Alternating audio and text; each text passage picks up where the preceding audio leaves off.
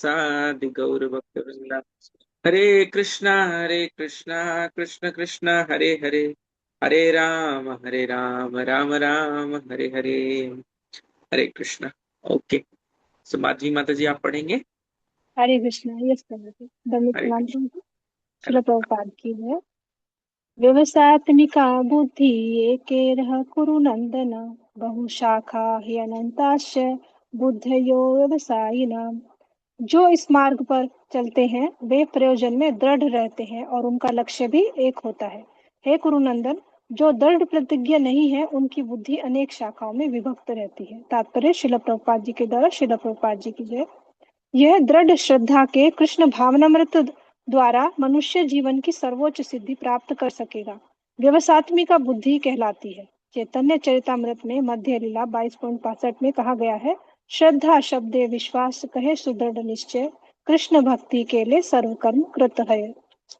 श्रद्धा का अर्थ है किसी अलौकिक वस्तु में अटूट विश्वास। जब कोई कृष्ण भावनामृत के कार्यों में लगा होता है तो उसे परिवार, मानवता या राष्ट्रीयता से बंध कर कार्य करने की आवश्यकता नहीं होती। पूर्व में किए गए शुभ अशुभ कर्मों के फल ही उसे सकाम कर्मों में लगाते हैं। जब कोई कृष्ण भावनामृत में संलग्न हो तो उसे अपने कार्यों के शुभ फल के लिए प्रयत्नशील नहीं रहना चाहिए। जब कोई कृष्ण भावनामृत में लीन होता है तो उसके सारे कार्य आध्यात्मिक धरातल पर होते हैं, क्योंकि उसमें अच्छे तथा बुरे का द्वैत नहीं रह जाता। कृष्ण भावनामृत की सर्वोच्च सिद्धि देहात्म बुद्धि का त्याग है। कृष्ण भावनामृत की प्रगति के साथ क्रमशः यह अवस्था स्वतः प्राप्त हो जाती है। कृष्ण भावना भावित व्यक्ति का दृढ़ निश्चय ज्ञान पर आधारित है। वासुदेव सर्वमिति स महात्मा सुदुर्लभ है। कृष्ण भावना भावित व्यक्ति अत्यंत दुर्लभ जीव है जो भली भांति जानता है कि वासुदेव या कृष्ण समस्त प्रकट कारणों के मूल कारण है। जिस प्रकार वृक्ष की जड़ सींचने पर स्वतः ही पत्तियां और टहनियों में जल पहुंच जाता है, उसी तरह कृष्ण भावना भावित होने पर मनुष्य प्रत्येक प्राणी की अर्थात अपनी, परिवार की, समाज की, मानवता की सर्वोच्च सेवा कर सकता है। यदि मनुष्य के कर्मों से कृष्ण प्रसन्न हो जाए तो प्रत्येक व्यक्ति संतुष्ट होगा। किंतु कृष्ण भावनामृत में सेवा गुरु के समर्थ निर्देशन में ही ठीक से हो पाती है, क्योंकि गुरु कृष्ण का प्रमाणिक प्रतिनिधि होता है जो शिष्य के स्वभाव से परिचित होता है और उसे कृष्ण भावनामृत की दिशा में कार्य करने के लिए मार्ग दिखा सकता है। अतः कृष्ण भावनामृत में दक्ष होने के लिए मनुष्य को दृढ़ता से कर्म करना होगा और कृष्ण के प्रतिनिधि की आज्ञा का पालन करना होगा। उसे गुरु के उपदेशों को जीवन का लक्ष्य मान लेना होगा। श्रील विश्वनाथ चक्रवर्ती ठाकुर ने गुरु की प्रसिद्ध प्रार्थना में उपदेश दिया है, यस्य प्रसादात् भगवत प्रसादो यस्य प्रसादात् न गति कुतोपि, ध्यान ध्यायन्यस्तु वंश्य यशस्ति संध्यम वंदे गुरु श्री चरणारविंदम। गुरु की तुष्टि से भगवान भी प्रसन्न होते हैं। गुरु को प्रसन्न किए बिना कृष्ण भावनामृत के स्तर पर पहुंच पाने की कोई संभावना नहीं रहती। अतः मुझे उनका चिंतन करना चाहिए और दिन में 3 बार उनकी कृपा की याचना करनी चाहिए और अपने गुरु को सादर नमस्कार करना चाहिए। किंतु यह संपूर्ण पद्धति देहात्म बुद्धि से परे सैद्धांतिक रूप में नहीं वरन व्यवहारिक रूप में पूर्ण आत्मज्ञान पर निर्भर करती है। जब सकाम कर्मों से इंद्र तृप्ति की कोई संभावना नहीं रहती, जिसका मन दृढ़ नहीं है वे विभिन्न सकाम कर्मों की ओर आकर्षित होता है। 42 और 43 साथ में है। यामिमां पुष्पितां वाचं प्रवदन्त्य विपस्थित वेदवादरतः पार्थ नान्यदस्ति तद्वादिनः। काममानः स्वर्गपरा जन्म कर्म फलप्रदां क्रिया विशेष बहुलां भोगैश्वर्य गतिं प्रति। अल्प ज्ञानी मनुष्य वेदों के उन अलंकारिक शब्दों के प्रति अत्यधिक आसक्त रहते हैं जो स्वर्ग की प्राप्ति, अच्छे जन्म, शक्ति इत्यादि के लिए विविध सकाम कर्म करने की संस्तुति करते हैं। इंद्रिय तृप्ति तथा ऐश्वर्य में जीवन की अभिलाषा के कारण वे कहते हैं कि इससे बढ़कर और कुछ नहीं है। तात्पर्य, साधारण सब लोग अत्यंत बुद्धिमान नहीं होते और वे अज्ञान के कारण वेदों के कर्मकांड भाग में बताए गए सकाम कर्मों के प्रति अत्यधिक आसक्त रहते हैं। वे स्वर्ग में जीवन का आनंद उठाने के लिए इंद्र तृप्ति कराने वाले प्रस्तावों से अधिक और कुछ नहीं चाहते, जहाँ मदिरा तथा तरुणियां उपलब्ध हैं और भौतिक ऐश्वर्य सर्वमान्य है। वेदों में स्वर्गलोक पहुंचने के लिए अनेक यज्ञों की संस्तुति है, जिनमें ज्योतिष्टोम यज्ञ प्रमुख है। वास्तव में वेदों में कहा गया है कि जो स्वर्ग जाना चाहता है उसे ये यज्ञ संपन्न करने चाहिए, और अल्पज्ञानी पुरुष सोचते हैं कि वैदिक ज्ञान का सारा अभिप्राय इतना ही है। ऐसे लोगों के लिए कृष्ण भावनामृत के दृढ़ कर्म में स्थित हो पाना अत्यंत कठिन है। जिस प्रकार मूर्ख लोग विषैले वृक्षों के फूलों के प्रति बिना यह जाने इस आकर्षण का फल क्या होगा आसक्त रहते हैं, उसी प्रकार अज्ञानी व्यक्ति स्वर्गिक ऐश्वर्य तथा तज्जनित इंद्रिय भोग के प्रति आकृष्ट रहते हैं।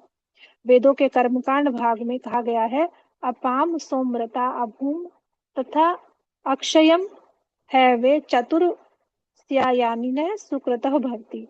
दूसरे शब्दों में, जो लोग चतुर्मास तप करते हैं वे अमर तथा सदा सुखी रहने के लिए सोम रस पीने के अधिकारी हो जाते हैं। यहाँ तक कि इस पृथ्वी में भी कुछ लोग सोम रस के लिए अत्यंत इच्छुक रहते हैं, जिससे वे बलवान बने और इंद्रिय तृप्ति का सुख पाने में समर्थ हों।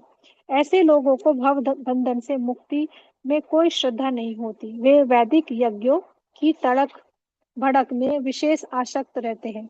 वे सामान्यतया विषयी होते हैं और जीवन में स्वर्गिक आनंद के अतिरिक्त और कुछ नहीं चाहते। कहा जाता है कि स्वर्ग में नंदन कानन नामक अनेक उद्यान हैं, जिसमें दैवी सुंदरी स्त्रियां का संग तथा प्रचुर मात्रा में सोमरस उपलब्ध रहता है। ऐसा शारीरिक सुख निसंदेह विषयी है, अतः ये लोग वे हैं जो भौतिक जगत के स्वामी बनकर ऐसे भौतिक अस्थायी सुख के प्रति आसक्त हैं। 44 भोग ऐश्वर्ये प्रसक्तानां तया प्रहत चेतसां व्यवसात्मिका बुद्धि समाधो न विधीयते। जो लोग इंद्रिय भोग तथा भौतिक ऐश्वर्य के प्रति अत्यधिक आसक्त होने से ऐसी वस्तुओं से मोहग्रस्त हो जाते हैं, उनके मनों में भगवान के प्रति भक्ति का दृढ़ निश्चय नहीं होता। तात्पर्य, समाधि का अर्थ है स्थिर मन। वैदिक शब्दकोश निरुक्ति के अनुसार समयग अधीयते स्मिन्नात्म तत्व यथात्मयम्। जब मन आत्मा को समझने में स्थिर रहता है तो उसे समाधि कहते हैं। जो लोग इंद्रिय भोग में रुचि रखते हैं अथवा ऐसे- जो ऐसी क्षणिक वस्तुओं से मोहग्रस्त है, उनके लिए समाधि कभी भी संभव नहीं है। माया के चक्कर में पड़कर वे न्यूनाधिक पतन को प्राप्त होते हैं। नेक्स्ट पढ़ना है प्रभु जी। हरे कृष्णा। तो इतना डिस्कस कर लेते हैं माता जी, फिर आगे जी, बढ़ते हैं। Hare Krishna. Thank you so much माता जी, बहुत अच्छे से रीड किया आपने। Thank you. सो तो हमने जो डिस्कशन यहाँ जो अभी रीड किया हमने, और ये बहुत फेमस श्लोक भी है भगवत गीता का, 41 जो श्लोक है, व्यवसायत्मिका बुद्धि एक है कुरुनंदन। जैसे अगर हमें बोर करना है, पानी निकालना है, अगर हमें इच्छा है कि पानी निकले, तो क्या करना चाहिए? 10-12 गड्ढे अलग अलग खोदने चाहिए। 10 फीट यहाँ, 10 फीट वहां, फिर थोड़ा इधर, फिर थोड़ा उधर। पानी निकलेगा कभी? कभी नहीं निकलने वाला, संभव ही नहीं। पानी कैसे निकलेगा? जब एक ही स्थान पर आप कंटिन्यूअसली क्या कर रहे हैं, एक ही स्थान पर आप अगर गड्ढा कर रहे हैं, तो सिमिलर वे में ये भी आवश्यक है कि अ, इतना सारा जो कंफ्यूजन है, इवन धर्म में और योगा सिस्टम में, इन सब में फोकस्ड, अगर हमारा फोकस जो है वो रह पाए कि हम भगवान की प्रसन्नता के लिए कार्य करें, तो वो अल्टीमेट हमारे लिए बेनिफिट जो है वो होने वाला है। अब अ, शास्त्रों के भी अलग अलग पार्ट हैं, जैसे नेक्स्ट श्लोक वगैरह में जो आया वो हम लोग अभी चर्चा करेंगे। तो ये व्यवसायत्मिका जो शब्द है अलग से, कि इंटेलिजेंस जो है, बुद्धि जो है, एक जगह फोकस करके रखा गया है, और डिफरेंट पर्पस के लिए नहीं, एक ही पर्पस के लिए। तो अब अलग अलग प्रकार के हमने देखे, अभी पहले भी डिस्कशन हो रहा था, कर्म। एक तो सकाम कर्म हुआ। सकाम कर्म में क्या है? व्यक्ति कार्य कर रहा है, कर्म कर रहा है, एंड वो रिजल्ट जो है वो खुद भोग करना चाहता है। फिर हमने इसके पहले पीछे जो श्लोक देखे थे, उसमें निष्काम के विषय में चर्चा जो है वो चल रही है। निष्काम कर्म, उसमें क्या है? व्यक्ति जो है वो कार्य करता है और उसका रिजल्ट जो है वो भगवान को ऑफर करता है। और प्रभुपाद जी बता रहे थे कि दिस इज बिगिनिंग, ये बिगिनिंग स्टेज है भक्ति योग के लिए। भक्ति योग फिर क्या है? कंप्लीटली एक्शन, वर्ड्स, एवरीथिंग, सब कुछ जो है वो भगवान के लिए। तो थिन डिफरेंस क्या है? निष्काम कर्म योग में व्यक्ति अपना जो साइकोफिजिकल नेचर है, कार्य क्या करेगा वो वही चूज करता है, लेकिन रिजल्ट जो है वो ऑफर कर रहा है भगवान को। लेकिन जो टॉप मोस्ट भक्ति योग अगर सिस्टम है तो उसमें क्या है, वो कंप्लीटली जो है व्यक्ति जो भी रिक्वायर्ड है भगवान की सेवा के लिए वो कार्य करेगा। तो निष्काम कर्मयोग जो है वो स्टार्टिंग पॉइंट हो सकता है। एंड अगर प्योर डिवोशनल सर्विस अगर देखा जाए, जिसको भक्ति योग कंप्लीट कहेंगे हम, तो सब कुछ, हर कुछ करना जो भगवान की सेवा के लिए आवश्यक है। फॉर एग्जाम्पल, कोई भक्त मंदिर में आए और वो जो है वो डोनेट कर रहे हैं, उन्होंने जो हार्ड अर्नड मनी जो है अपने साइकोफिजिकल नेचर के हिसाब से जो भी कार्य करते हैं उसका रिजल्ट जो है वो भगवान को ऑफर किया।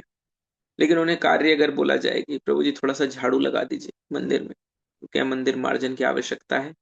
और जो भक्त जो सेवा करते थे वो अभी है नहीं, तो वो पर्सन जो है ही बी लाइक, मैं अपना कार्य जो है वो मैं डिसाइड करूंगा क्या करना, उसका रिजल्ट जो है वो मैं भाई ऑफर कर रहा हूँ, लेकिन हर कुछ जो रिक्वायर्ड है वो करने के लिए तैयार नहीं। इसीलिए हम जब पहले देख रहे थे, इसके पहले 39 श्लोकों में जो तात्पर्य वगैरह में आया, प्रभुपाद जी चर्चा कर रहे थे कि यही जो है वो आगे चल के क्या होता है, भक्ति योग जो है उसको डिफाइन कर रहे थे प्रभुपाद जी। नाउ अभी अगर हम लोग देखें आगे की चर्चा, प्रभुपाद जी ने कहा कि सबसे अच्छा ये है कि हम किसी भी पौधे को अगर फुल नरिशमेंट देना चाहते हैं तो क्या करें? जड़ में पानी डालें। हम एक एक पत्ते में पानी डालेंगे, क्या होगा? कुछ नहीं, उन पत्तों से पानी नीचे ही गिरेगा, वो जड़ में ही जाना है, और जड़ के थ्रू ही वापस अंदर से इंटरनल सिस्टम के हिसाब से पोषण जो है वो प्राप्त करने वाले। तो प्रभुपाद जी इसीलिए बोल रहे हैं कृष्ण भावनामृत यही है, डायरेक्टली कृष्ण को ही जो रूट हैं उनको ही हम सब कुछ जो है वो अर्पित करने का प्रयास कर रहे हैं। उससे हर एक सेक्शन जो है वहां तक के लिए, हर एक ब्रांच हो गई, हर एक टहनी जो है, हर एक पत्ता है, वहां तक पानी जो है वो पहुंचेगा। और ये दिस इज द ब्यूटी, मतलब ये पार्ट समझना, समझ में आता नहीं है जनरली। अगर ये पार्ट समझ में आ जाए, क्योंकि धर्म जो है, अभी हमारे जो चर्चा चल रही है वो धर्म से लेके अब योग सिस्टम जो है अलग अलग, भक्ति योग और इनके विषय में चर्चा हो रही। आपने देखा होगा कि भीष्म पितामह जो कि इतने वरिष्ठ हैं, उसके बाद भी धर्म के कैलकुलेशंस में कि क्या है, सही था कि नहीं था, कि ये दाव में लगा दिए, लगा सकते हैं कि नहीं लगा सकते, अगर लगा दिए हैं तो दासी है, तो फिर जो करना चाहते हैं वो कर सकते हैं कि नहीं कर सकते। बहुत कॉम्प्लिकेटेड था और निर्णय में जो है वो नहीं पहुंच पाते। और अलग अलग जैसे धर्म होते हैं, क्षत्रिय धर्म होता है, हम लोग देखते हैं अलग अलग धर्म हैं जो होते हैं संसार में। लेकिन ये जो योग है, ये भक्ति योग और सारे योग, ये इन सब के ऊपर है, इन धर्मों के ऊपर है, अबव ऑल ऑफ दिस है। तो हमें प्रयास ये करना है कि ऐसा ना हो कि हम बस शॉपिंग मॉल में घूम रहे हैं। एक उदाहरण दिया जाता है कि शॉपिंग मॉल में घूम रहे हैं और ये पता नहीं है कि लेना क्या है, बस घूमते जा रहे हैं, उससे होगा क्या?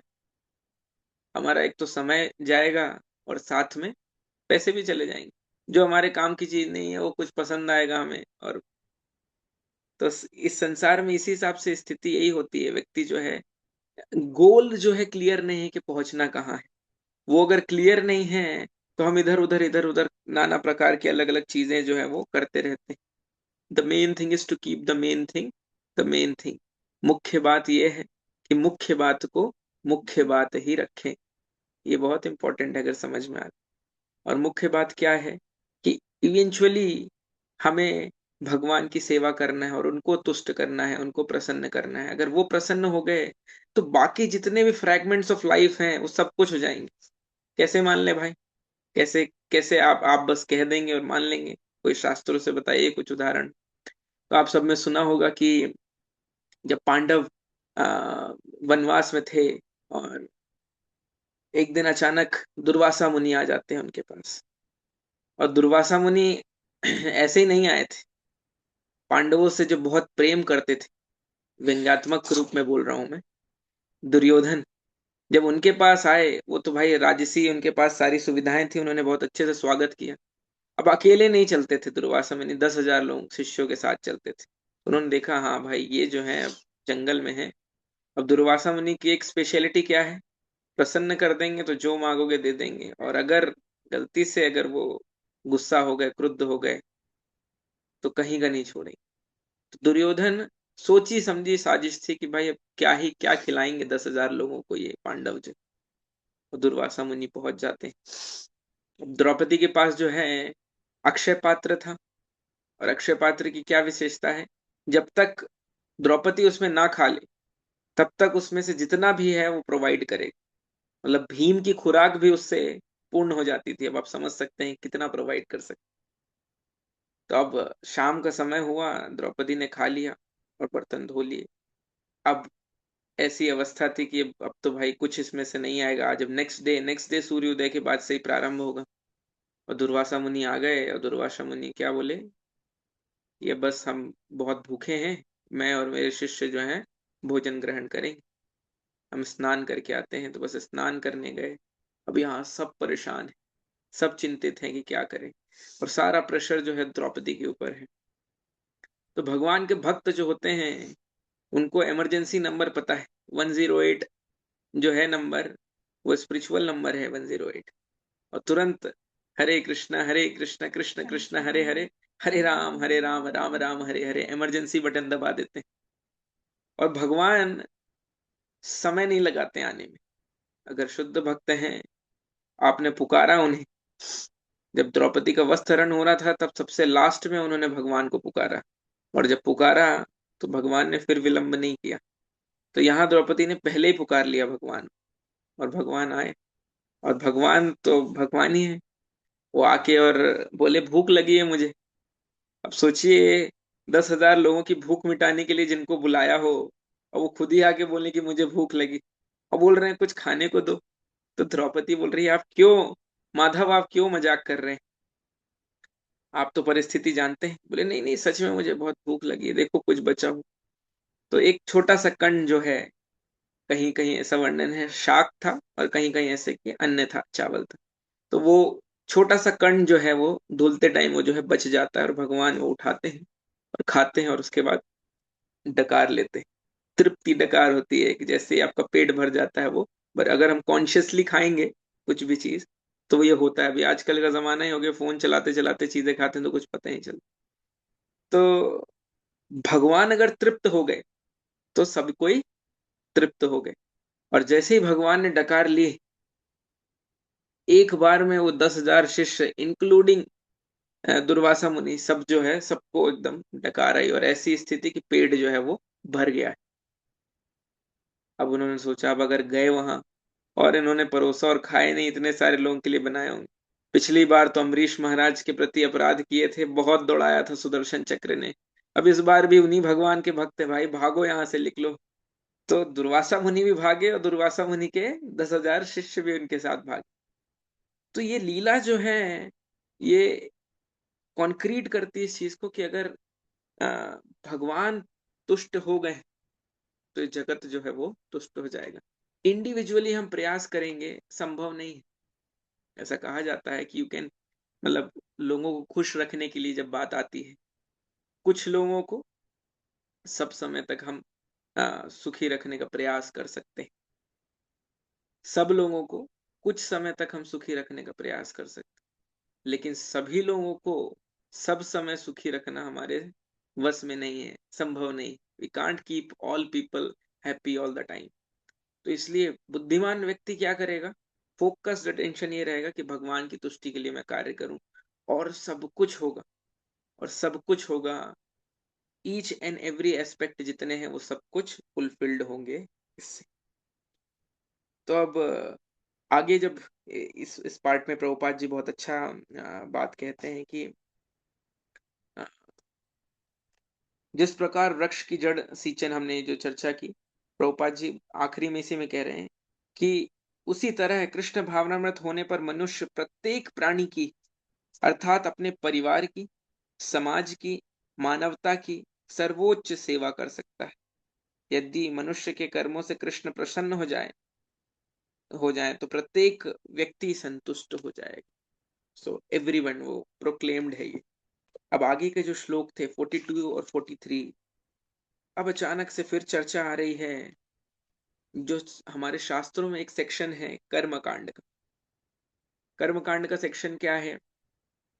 जो ऐसी विधियां बताते हैं जिससे आप यज्ञ करिए, पुत्र कामेष्टि यज्ञ, आपको पुत्र की प्राप्ति होगी।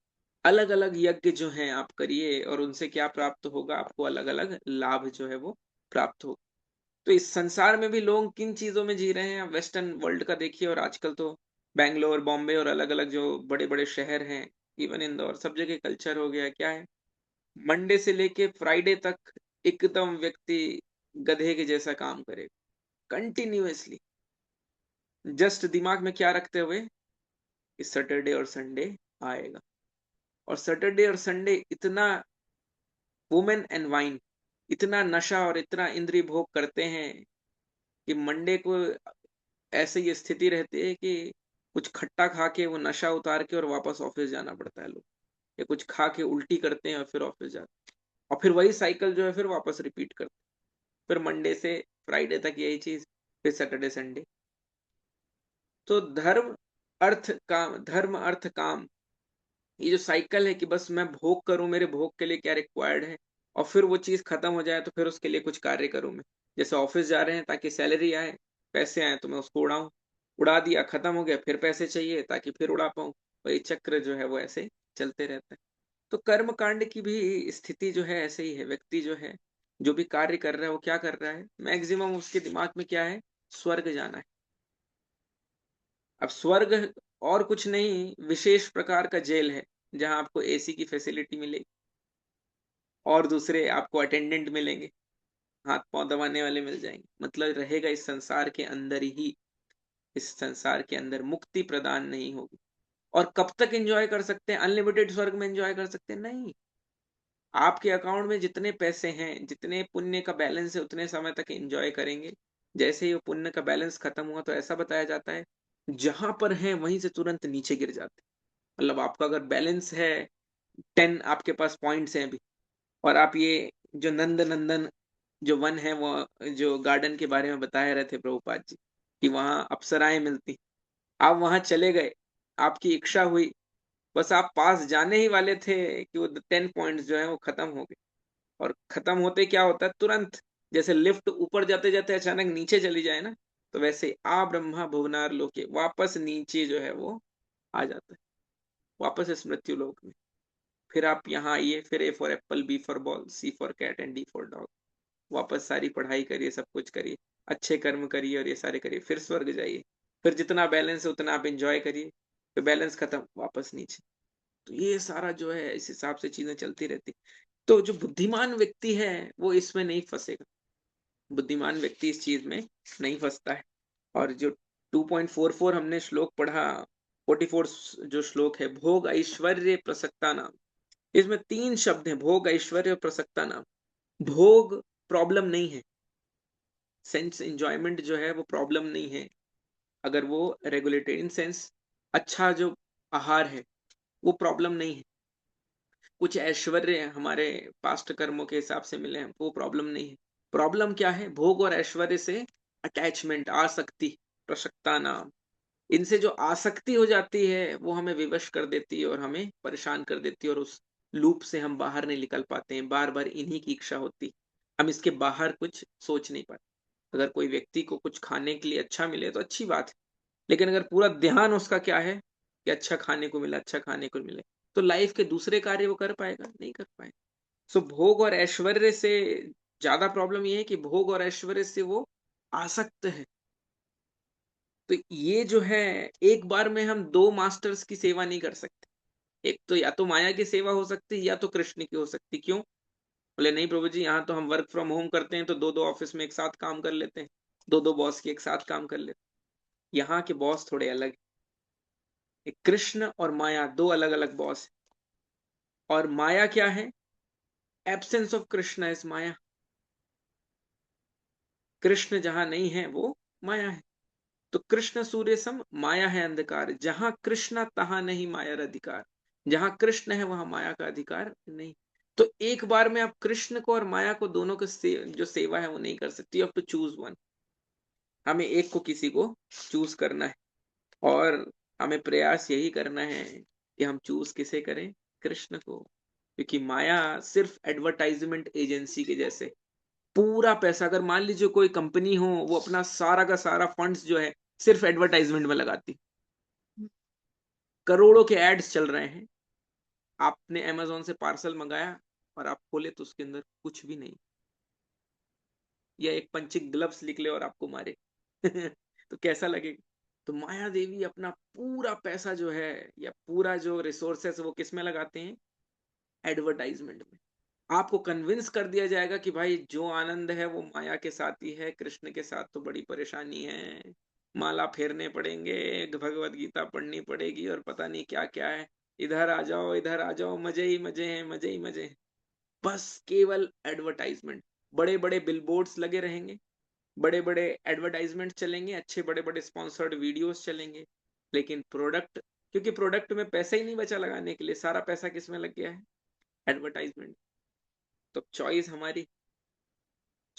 एंड कृष्ण जो है वो क्या प्रोवाइड करते हैं? Fully fulfilling things. आपको ऐसा कुछ प्रदान करेंगे जिससे आपका हृदय जो है वो तुष्ट हो जाएगा। माया के पास वो है ही नहीं, वो प्रोडक्ट ही नहीं, हमेशा आउट ऑफ स्टॉक दिखेगा। तो चॉइस हमारा है कि हम माया के जो अलग अलग एडवर्टाइजमेंट्स हैं हम उसमें फंस जाएंगे, इन विज्ञानों में हम फंस जाएंगे कि हम कृष्ण, जो श्रीमद् भागवतम के थ्रू भगवान भी जो प्रचार कार्य चल रहा है ये भगवान का एडवर्टाइजमेंट, ये भगवत गीता में जो भगवान बोल रहे हैं भगवान का एडवर्टाइजमेंट। तो ये एडवर्टाइजमेंट से अट्रैक्ट होके ऐसे जगह जाना पसंद करेंगे जहाँ सब कुछ है, सब्सटेंस है, सारी फुलफिलमेंट है और सब कुछ है, आनंद, सब कुछ प्रदान करेंगे। श्रीमद् भगवत गीता की जय, जगत गुरु शिल प्रभुपाद की जय। तो नेक्स्ट हम लोग कल इसी में, ये खत्म नहीं हुआ है 2.44 का डिस्कशन, समय खत्म हो गया हमारा। डिजायर मैनेजमेंट के ऊपर भी हम कल इसमें चर्चा करेंगे, कि डिजायर्स जो है वो कैसे मैनेज करें। चीजों को एज अ श्लोक हम सुन रहे हैं, समझ रहे हैं, लेकिन एप्लीकेशन में कैसे लाएं इसको अपने जीवन में। डायरेक्ट एक सीढ़ी से लेके 10वीं सीढ़ी में तो हम नहीं जंप मार सकते। तो नेक्स्ट स्टेप अभी हमारे लिए क्या है कि माया के एड से हम अट्रैक्टेड ना हो और कृष्ण के प्रति हम आगे बढ़े। तो अगर वो आप जानना चाहते हैं तो कल फिर मिलेंगे। Hare Krishna. Thank you so much devotees. Srila Prabhupada की जय।